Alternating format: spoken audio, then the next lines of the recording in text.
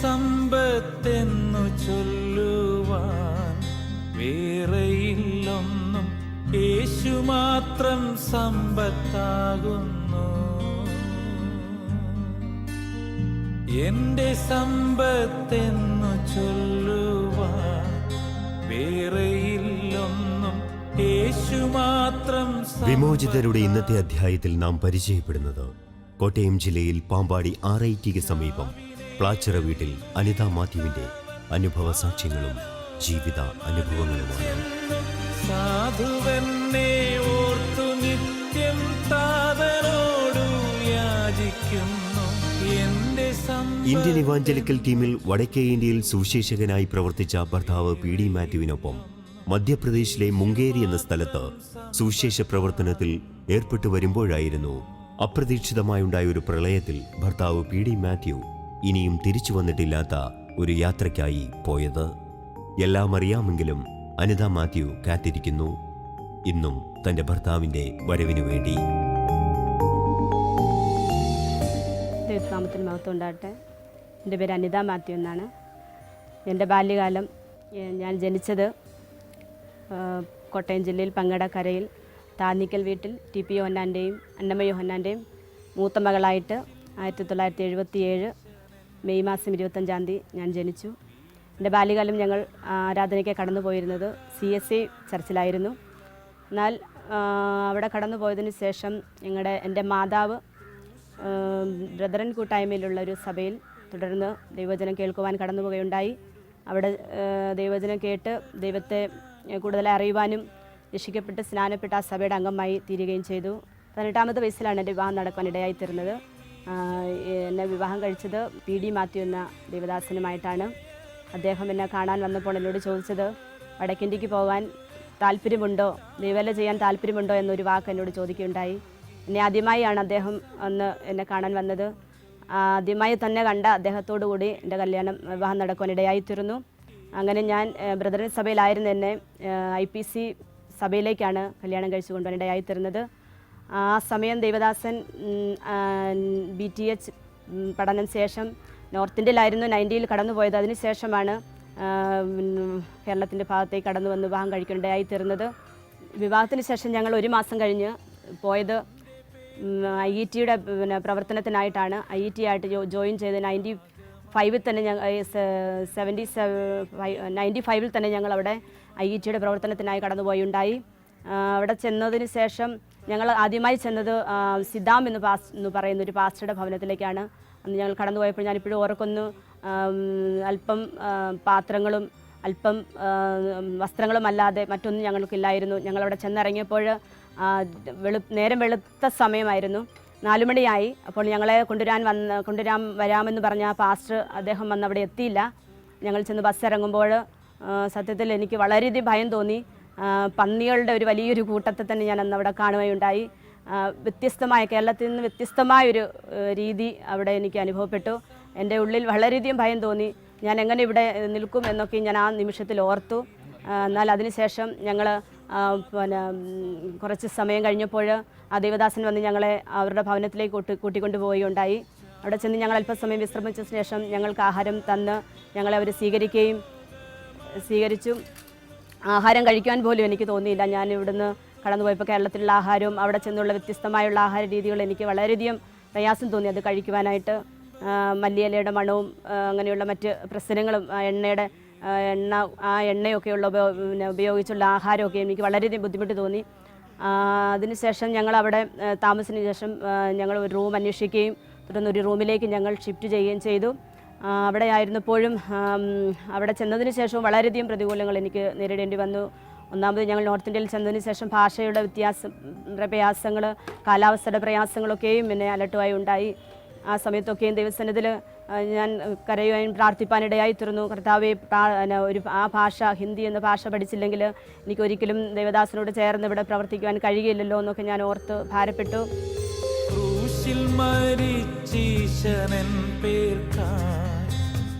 വടക്കേ ഇന്ത്യയിൽ സുവിശേഷകനായിരുന്ന ഭർത്താവ് PD മാത്യുവിനോടൊപ്പം 18-ാം വയസ്സിൽ വിവാഹിതയായി ജീവിതം തുടങ്ങിയ അനിത ഭർത്താവിനോടൊപ്പം മധ്യപ്രദേശിലെ മുംഗേരി എന്ന സ്ഥലത്താണ് സുവിശേഷ പ്രവർത്തനം ആരംഭിച്ചത്. ഇന്ത്യൻ ഇവാഞ്ചലിക്കൽ ടീമിന്റെ പ്രവർത്തനങ്ങളിലായിരുന്നു അനിത മാത്യുവും ഭർത്താവ് PD മാത്യുവും. അവിടെയായിരുന്ന ഇന്ത്യൻ ഇവാഞ്ചലിക്കൽ ടീമിൻ്റെ പ്രവർത്തനത്തോടുള്ള ബന്ധത്തിലാണ്. അന്ന് അവിടുത്തെ കോർഡിനേറ്ററായിട്ട് സിദ്ധാം എന്ന പാസ്റ്ററായിരുന്നു. അദ്ദേഹമാണ് ഞങ്ങൾക്ക് അവിടെ വളരെയധികം ഞങ്ങളെ ആത്മീയ കാര്യത്തിലും ശുശ്രൂഷയിലൊക്കെയും പ്രോത്സാഹിപ്പിക്കാൻ ഇടയായി തീർന്നത്. എൻ്റെ ഹിന്ദി പഠനത്തിൽ വളരെയധികം സഹായിച്ചൊരു ദൈവദാസനാണ് പാസ്റ്റർ സിദ്ധാം. മാത്രമല്ല എൻ്റെ പ്രിയപ്പെട്ടവനും എന്നെ വളരെയധികം ഭാഷ പഠിക്കുവാനായിട്ട് സഹായിച്ചു. പല വാക്കുകളൊക്കെയും ഞാൻ എഴുതി വെച്ച് അവിടെ പഠിക്കുകയുണ്ടായി. അങ്ങനെ ഹിന്ദിയൊക്കെയും വളരെ പെട്ടെന്ന് എനിക്ക് പഠിക്കുവാനിടയായി തീർന്നു. അതിനുശേഷം തുടർന്ന് ഞങ്ങൾ മുങ്കേലി എന്ന് പറയുന്ന സ്ഥലത്തേക്ക് ഞങ്ങൾ പോവുകയുണ്ടായി. അവിടെ ഞങ്ങൾ 1 വർഷം കർത്താവിൻ്റെ വേല ചെയ്യുവാനിടയായി തീർന്നു. അതിനുശേഷം ഞങ്ങൾക്ക് ബാലഘാട്ട് ഡിസ്ട്രിക്റ്റിൽ കടന്നു പോകേണ്ടി വന്നു.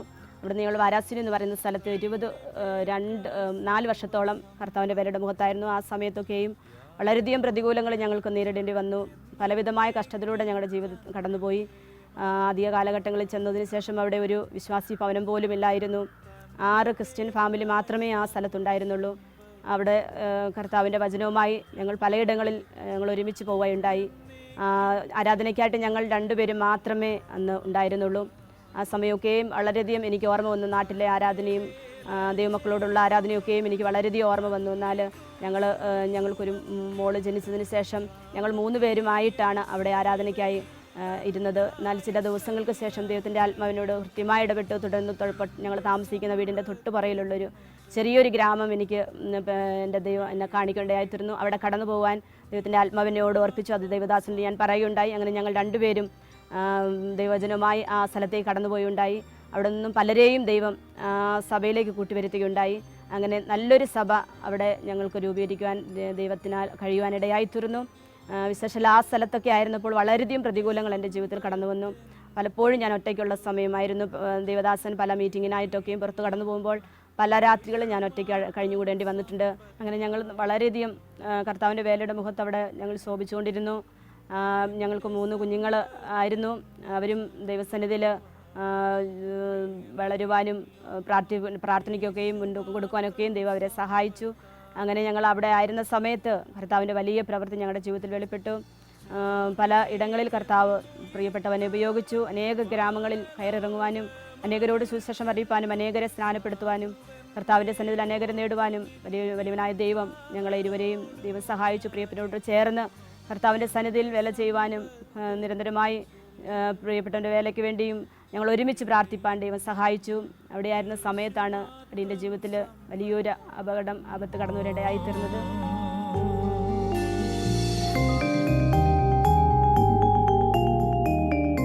നിരന്തരമായ പ്രതികൂലങ്ങൾക്കും പ്രതിസന്ധികൾക്കും നടുവിൽ കർത്താവിന്റെ വേലയിൽ വടക്കേ ഇന്ത്യയുടെ വിവിധ ഇടങ്ങളിലായി പ്രവർത്തിച്ചു വരുമ്പോഴായിരുന്നു അനിതയുടെ ജീവിതം അപ്രതീക്ഷിതമായ സംഭവ വികാസങ്ങളാൽ നിറയുന്നത്. മധ്യപ്രദേശിന്റെ വിവിധ ജില്ലകളിൽ നിരവധിയായ സുവിശേഷീകരണ പ്രവർത്തനങ്ങളിൽ ഏർപ്പെട്ടു വരികയായിരുന്നു അനിതയുടെ ഭർത്താവ് പാസ്റ്റർ PD മാത്യു.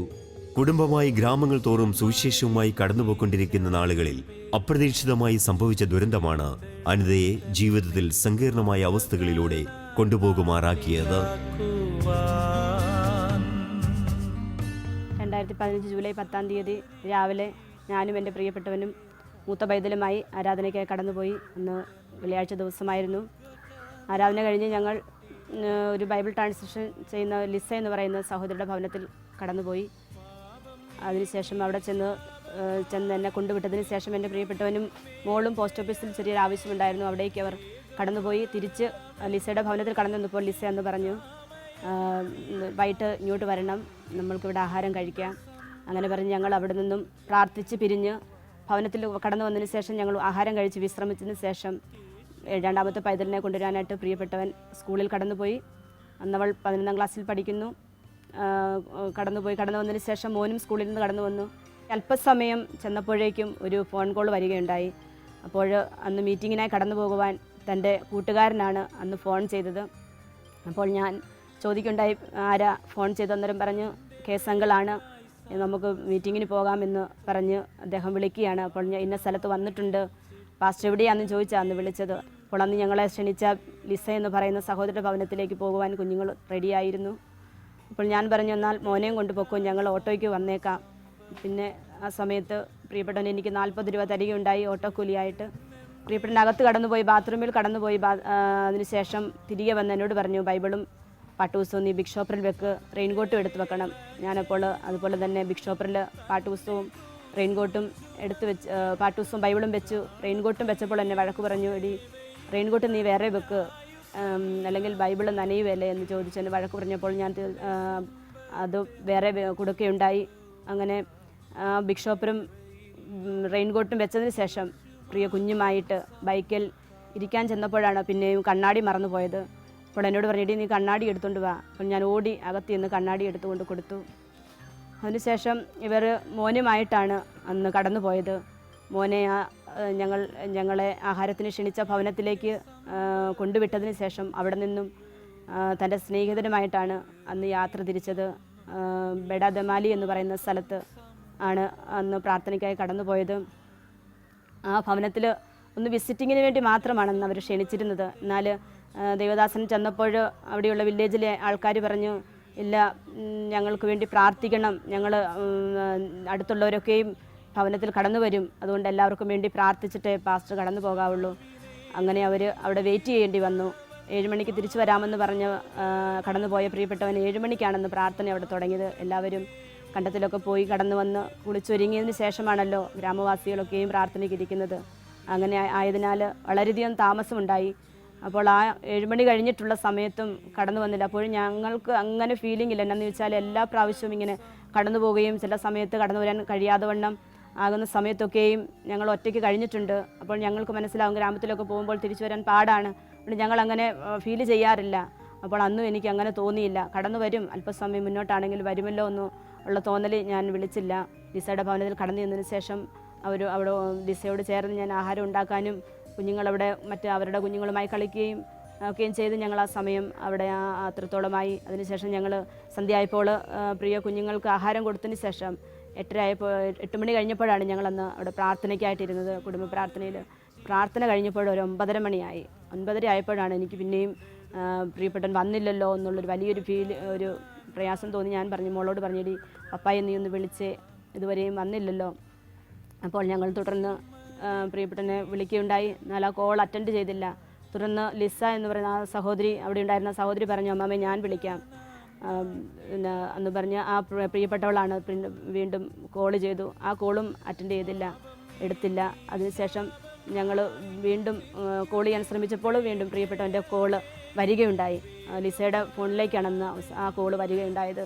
അപ്പോൾ എന്നോട് എന്നേരം പറഞ്ഞു, ഇല്ല അമ്മാമ്മയ്ക്ക് കൊടുക്കാമെന്ന് പറഞ്ഞ് എൻ്റെ കയ്യിലേക്ക് ഫോൺ തരികയുണ്ടായി. ഫോൺ തന്നപ്പോൾ എന്നോട് പറഞ്ഞത് ഇങ്ങനെയാണ്, എടി നിങ്ങൾ എന്നെ നോക്കിയിരിക്കണ്ട, നിങ്ങൾ ചോറ് കഴിച്ചോ, ഞാൻ ആഹാരം കഴിച്ചു, നിങ്ങൾ എന്നെ നോക്കിയിരിക്കണ്ട, ഇവിടെ മഴ പെയ്യുകയാണ്, ഇവിടെ ഒരു പാലമുണ്ട്, നിന്നോട് പറഞ്ഞേക്കാളും ഞാൻ ദൂരെ വന്നു ഉള്ളിലേക്കാണ് വന്നിരിക്കുന്നത്, ഒരു പാലമുണ്ടെന്ന് പറയുന്നത് കേട്ടപ്പോഴേ ഞാൻ എൻ്റെ പ്രിയപ്പെട്ടവനോട് പറഞ്ഞു, എന്നാലൊരു കാര്യം ചെയ്യും, ഇന്ന് വരണ്ട, നാളെ വന്നാൽ മതി, ഇല്ല ഞാൻ വെള്ളമില്ലെങ്കിലേ വരികയുള്ളൂ, വെള്ളമുണ്ടോ നോക്കിയിട്ട് ഞങ്ങൾ തിരിച്ചു പോകുമെന്ന് പറഞ്ഞ് പ്രിയപ്പെട്ടവനോട് പറഞ്ഞു ഫോൺ കട്ട് ചെയ്തു. ഈ പ്രാർത്ഥന നടന്ന വീടും ഈ പാലവും തമ്മിൽ 1.5 കിലോമീറ്റർ ഡിഫറൻസേ ഉള്ളൂ. അവർ പെട്ടെന്ന് തന്നെ ഇരിക്കാൻ ഒരുങ്ങിയ സമയത്താണ് ഈ കോള് ചെയ്തത്. തുടർന്ന് അവർ 9:30 മണിയായി. ഞാൻ ആ ഫോൺ കോൾ നോക്കിയപ്പോൾ 9:30 മണിക്കാണെന്ന് എന്നെ ആ കോൾ ചെയ്തത്. അതിനുശേഷമാണ് ഇവർ അവിടെ നിന്ന് തിരികെ കടന്നു വന്നത്. 10 മിനിറ്റ് എടുത്ത് കാണത്തുള്ളൂ ആ പാലം വരെ വരുവാനായിട്ട്. അവിടെ വന്നതിന് ശേഷം കൂടെ പോയ ആ കേസ് എന്ന് പറയുന്ന എൻ്റെ അങ്കിളിൻ്റെ ബൈക്കിലാണ് അന്ന് ഇവർ യാത്ര ചെയ്തത്. പാലം കടന്ന സമയത്ത് തന്നെ പാദം മൂടി വെള്ളമുണ്ട്. അപ്പോൾ അദ്ദേഹത്തിന് മനസ്സിലായി മുൻപോട്ട് ബൈക്ക് പോകില്ല, തിരികെ നമുക്ക് പോകാമെന്ന് പറഞ്ഞ് ബൈക്ക് തിരിച്ചുകൊണ്ടിരിക്കുമ്പോൾ തന്നെ മലവെള്ളം വന്ന് രണ്ടുപേരും വെള്ളത്തിലേക്ക് വീഴുകയായിരുന്നു.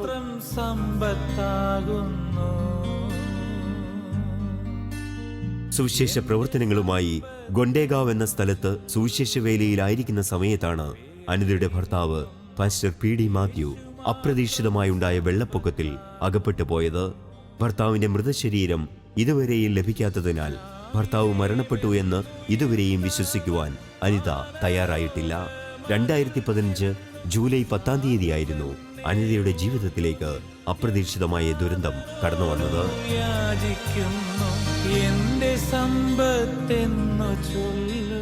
അതിനുശേഷം ഞങ്ങളൊന്നും ഒരു വിവരം അറിയുന്നില്ല. പിന്നെ ഞങ്ങൾ കോൾ ചെയ്തപ്പോൾ സ്വിച്ച് ഓഫാണ്. എന്നിട്ട് ഞങ്ങൾ വിചാരിച്ചു ചിലപ്പോൾ ഇന്ന് പോകുന്ന കാണത്തില്ല, അവിടെ കിടക്കുമായിരിക്കും, നാളെ രാവിലെ വരും എന്നുള്ള പ്രതീക്ഷയിൽ ഞങ്ങൾ വീണ്ടും ഞാനും സഹോദരി ലിസയും ആഹാരം കഴിച്ച് അമ്മാമ്മ കിടന്നു എന്ന് പറഞ്ഞ് ഞങ്ങൾക്കും ബെഡ് വിരിച്ചു തന്നു. ഞങ്ങൾ കിടന്ന് ഉറങ്ങി. രാവിലെ ആയപ്പോൾ എപ്പോഴും പ്രിയപ്പെട്ടവൻ കടന്നു വന്നില്ല.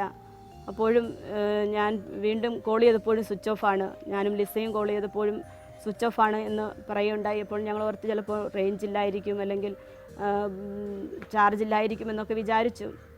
അതിനുശേഷം രാവിലെ ഞാൻ നടന്ന് എൻ്റെ ഭവനത്തിലേക്ക് കുഞ്ഞുങ്ങളുമായി കടന്നുപോയി. അന്ന് മഴ പെയ്തുകൊണ്ടിരിക്കുന്നു. ആ സമയത്ത് കുടയുണ്ടെങ്കിലും നനഞ്ഞാണ് മോൻ പോയപ്പോൾ ഞാൻ അവനെ വഴക്ക് പറഞ്ഞു. നനഞ്ഞാൽ നിനക്ക് പനിയുണ്ടാകും എന്ന് പറഞ്ഞ് ഞാൻ അവനെ വഴക്ക് പറഞ്ഞു. ഞങ്ങൾ ഭവനത്തിലെത്തിയപ്പോൾ കണ്ട കാഴ്ച, ഞങ്ങൾ പുറകിലൊരു ചെറിയൊരു ഗേറ്റ് ഉണ്ട്, അത് ഞാൻ പൂട്ടിയിട്ടില്ലെന്ന് മറന്നുപോയി. ഗേറ്റ് തുറന്നു കിടക്കുന്നു. പുറകിലൊരു കപ്പളമുണ്ട്, അത് കാറ്റത്ത് പിഴുത് വീണിരിക്കുന്നു. അകത്ത് കടന്നപ്പോഴും വലിയൊരു അന്ധകാരം പോലെ എന്നൊരു വലിയൊരു ഫീലിംഗ് അന്ന് ഉണ്ടായി.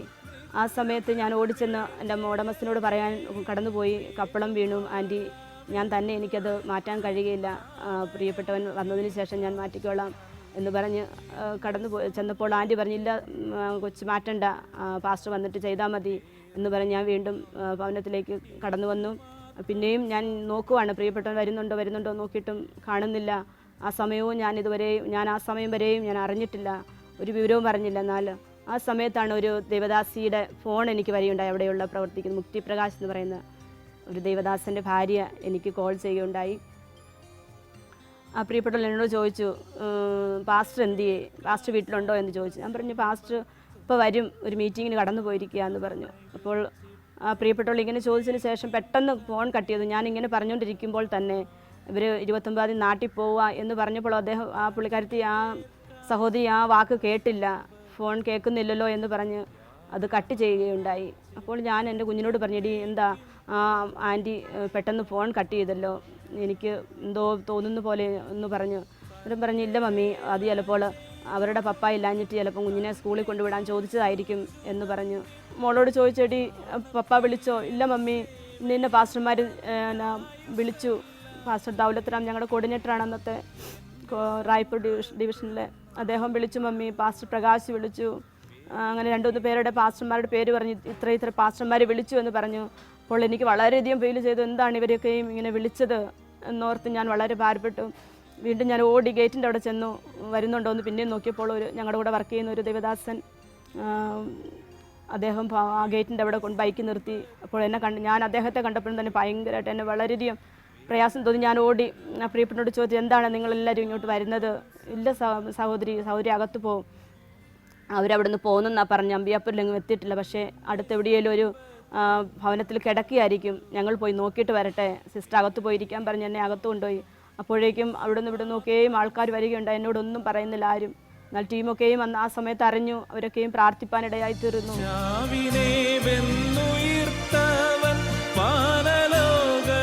അപ്രതീക്ഷിതമായുണ്ടായ ഒരു വെള്ളപ്പൊക്കത്തിൽ താൻ സഞ്ചരിച്ചിരുന്ന ബൈക്ക് ഉൾപ്പെടെ ഒഴുക്കിൽപ്പെടുകയായിരുന്നു ഉണ്ടായത്. നിരന്തരമായ ദുഃഖാനുഭവങ്ങൾക്ക് നടുവിലും ഭർത്താവിന്റെ അപ്രതീക്ഷിതമായ തിരോധാനത്തിലും സമനില കൈവിടാതെ അനിത സുവിശേഷ പ്രവർത്തനങ്ങളിൽ സജീവമായി പങ്കുകൊള്ളുന്നു. മക്കളായ പ്രിസില്ല, പ്രേസി, പോൾ എന്നിവരോടൊപ്പം പാമ്പാടി RITക്ക് സമീപം പ്ലാച്ചാറ വീട്ടിൽ സ്ഥിരതാമസമാണ് അനിത മാത്യു. ഇന്ത്യൻ ഇവാഞ്ചലിക്കൽ ടീമിന്റെ കോട്ടയം ഓഫീസിൽ ശുശ്രൂഷ ചെയ്തു വരികയാണ് അനിത മാത്യു ഇപ്പോൾ.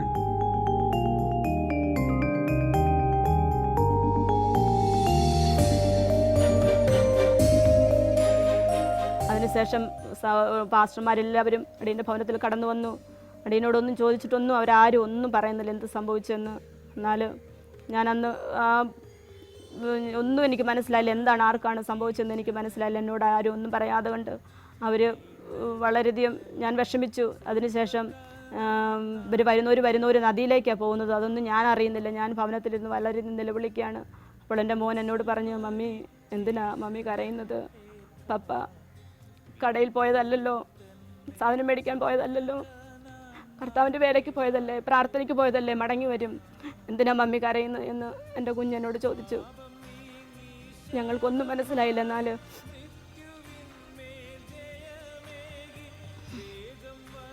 അതിനുശേഷം എല്ലാവരും കടന്നു വന്നപ്പോൾ ഞാൻ അലമുറയിട്ട് അവരോട് ചോദിച്ചിട്ട് ആരും ഒന്നും പറയുന്നില്ല. അതിനുശേഷം എനിക്ക് മനസ്സിലായി എന്തോ സംഭവിച്ചു. അപ്പോൾ ആരോ പറയുന്നത് ഞാൻ കേട്ടു, പാസ്റ്റർ അവരെ രണ്ടുപേരെയും കാണുന്നില്ല എന്നാണ്. ആരോ ഒരാൾ രക്ഷപ്പെട്ടു, ഒരാളുടെ കാര്യം അറിയത്തില്ല. അപ്പോഴും ഞാൻ വിചാരിച്ചു കൂടെ പോയ അങ്കിളായിരിക്കും. ദൈവമേ, ഇവർ കൂടെ പോയിട്ട് ഒരാൾ നഷ്ടപ്പെട്ടല്ലോ, എന്ത് സംഭവിച്ചെന്ന് ഞാൻ ഉള്ളിൽ പറഞ്ഞപ്പോഴും ഞാൻ ഓർക്കുന്നത്, അപ്പോഴും ഞാൻ ഓർത്തത് എൻ്റെ പ്രിയപ്പെട്ടവനുണ്ട്, കൂടെ പോയ ആളില്ല എന്ന് ഞാൻ വിചാരിച്ചു. എന്നാൽ അതിനുശേഷം എല്ലാവരും കടന്നു വന്നപ്പോൾ എനിക്ക് പെട്ടെന്ന് ഓർമ്മ വന്ന എൻ്റെ ഭവനമാണ്. 2 ഭവനത്തെയും ഞാൻ ഓർത്തു. ആ സമയം എൻ്റെ ആങ്ങളെയും എൻ്റെ അനിയനെയും 2 പേരെയും ഞാൻ വിളിച്ച് പറഞ്ഞു, ഇതുപോലെ പ്രിയപ്പെട്ടവൻ ബീച്ചാൻ മീറ്റിങ്ങിന് പോയിട്ട് മടങ്ങി വന്നില്ല, എന്ത് സംഭവിച്ചെന്ന് അറിയില്ല, ഒരു നദിയുണ്ട്, നദിയിൽ ഒഴുക്കിപ്പെട്ട് കാണാതായെന്നാണ് ഇങ്ങനെ പറയുന്നത് കേട്ടത് എന്ന് പറഞ്ഞ് ഞാൻ ഫോൺ കട്ട് ചെയ്തു. അതിനുശേഷം എനിക്കൊന്നും അറിയില്ല. എൻ്റെ ഫോണിലേക്ക് അനേകർ വിളിച്ചെങ്കിലും എനിക്ക് അവരോടൊന്നും സംസാരിക്കാൻ കഴിഞ്ഞില്ല. അതിനുശേഷം എല്ലാവരും കടന്നു വന്നത് നദിയിലേക്ക് ഓടിപ്പോവുകയാണ്. ഭവനത്തിലെ എൻ്റെ സഹോദരിമാരൊക്കെ എൻ്റെ അടുത്തിൽ കടന്നു വന്നു. ആ സമയമൊക്കെ ഞാൻ ഓർത്ത് എൻ്റെ കൂട്ടരോ അല്ലെങ്കിൽ ബന്ധുക്കളോ ചർച്ചക്കാരോ ഒന്നും അവിടെ ഇല്ലെങ്കിലും അവരുടെയൊക്കെ സ്നേഹം എനിക്ക് വളരെയധികം ആശ്വാസം തന്നു. മലയാളികളാണേലും അവിടെയുള്ള ഞങ്ങളുടെ ദൈവമക്കൾ, ദൈവദാസന്മാർ, മറ്റുള്ള പ്രിയപ്പെട്ടവർ, ഞങ്ങളുടെ അയൽവാസികളൊക്കെയും ഓടി എൻ്റെ അടുത്ത് വരികയുണ്ടായി. അവരെന്നെ ആശ്വസിപ്പിക്കാൻ ശ്രമിച്ചു. എന്നാൽ എനിക്ക് അവരുടെ ഒന്നും ആശ്വാസവാക്കുകൾ എന്നെ ആശ്വാസം തന്നില്ല.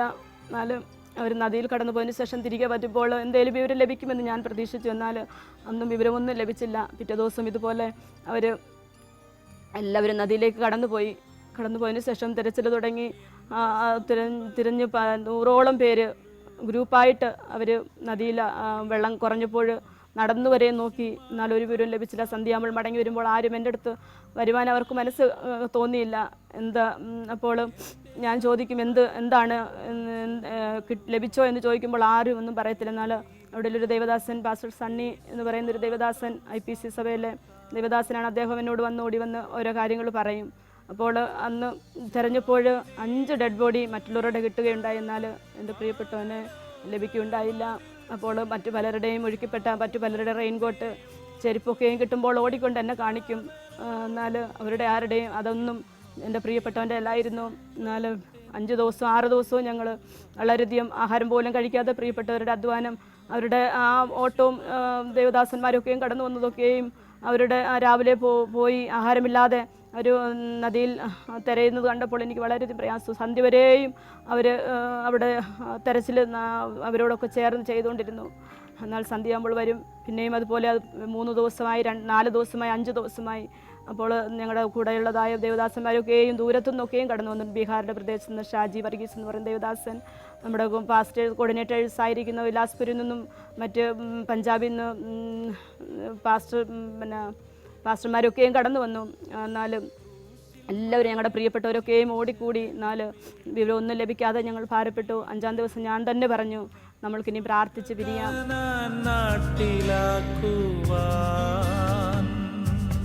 പ്രളയജലത്തിൽപ്പെട്ട ഭർത്താവ് മാത്യു മരണപ്പെട്ടെന്ന് അനിത ഇനിയും വിശ്വസിച്ചിട്ടില്ല. വിശ്വസിക്കാനാവുന്നില്ല എന്നതാണ് സത്യം.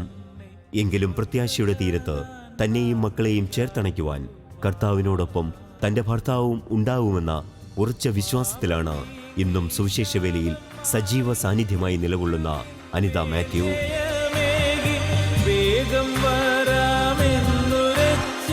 കുറച്ച് ദിവസത്തിന് ശേഷം ഞങ്ങൾ നാട്ടിലേക്ക് കടന്നു വന്നു.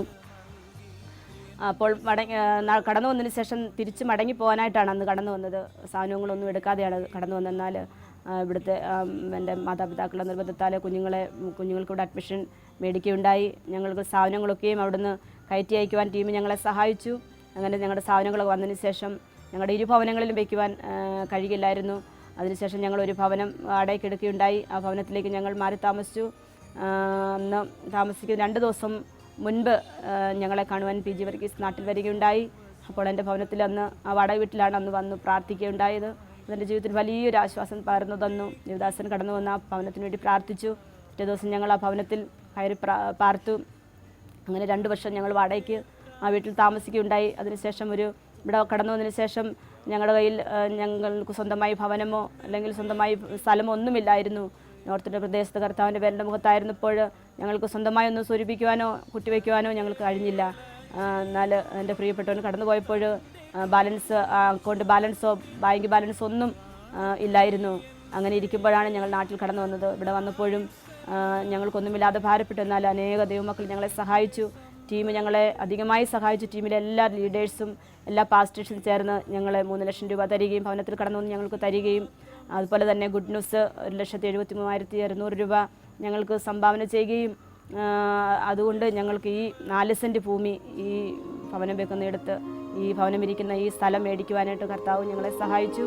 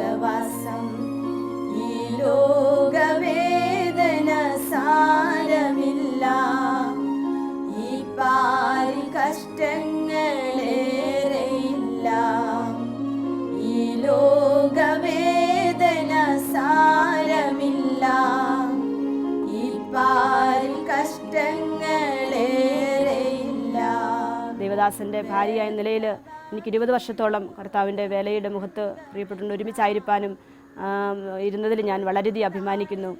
കർത്താവ് ഞങ്ങളെ എത്രത്തോളം സഹായിച്ചു. എൻ്റെ കഷ്ടതയിലും എൻ്റെ പ്രയാസത്തിലും എൻ്റെ കണ്ണുനീരിൻ്റെ അവസ്ഥയിലും എന്നെ കൈവിടാതെ ഉപേക്ഷിക്കാതെ എന്നോട് എൻ്റെ കർത്താവ് കൂടെയിരുന്നു. അനേകരുടെ പ്രാർത്ഥനയും അടിയൻ്റെ പ്രാർത്ഥനയൊക്കെയും അതിന് വലിയ ഒരു കോട്ടയായിരുന്നു. ഇത്രത്തോളം ദൈവം നടത്തിയ വിധങ്ങളെല്ലാം ഓർത്ത് ദൈവത്തിന് നന്ദി പറയുന്നു. ഒരിക്കലും കർത്താവിൻ്റെ വേലയ്ക്ക് വേണ്ടി ഇറങ്ങിത്തിരിച്ചവരെ അവനൊരു നാളും കൈവിടുകയില്ല, ഉപേക്ഷിക്കുകയില്ല. അവൻ അനാഥരുടെ വിധവമാരുടെ ദൈവമെന്ന് ഞാൻ ഈ നാളുകളിൽ ദൈവസന്നിധിയിൽ അറിഞ്ഞുകൊണ്ടിരിക്കുന്നു. പ്രിയമുള്ളവരെ, എന്നെ കേൾക്കുന്ന ജീവിതമേ, ഇന്നും എന്നെപ്പോലെ നിരാശപ്പെടുന്ന അനേകർ ഈ ലോകത്തിലുണ്ട് എന്നെനിക്ക് അറിയാം.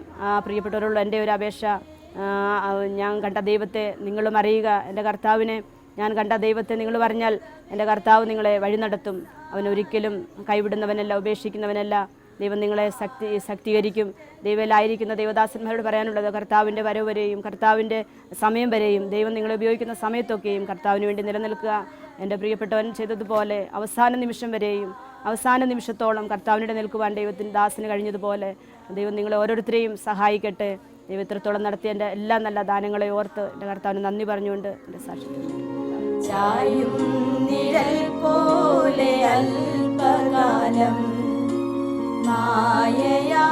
അനിതയുടെ ജീവിതം പലർക്കും ഒരു പ്രചോദനമാണ്.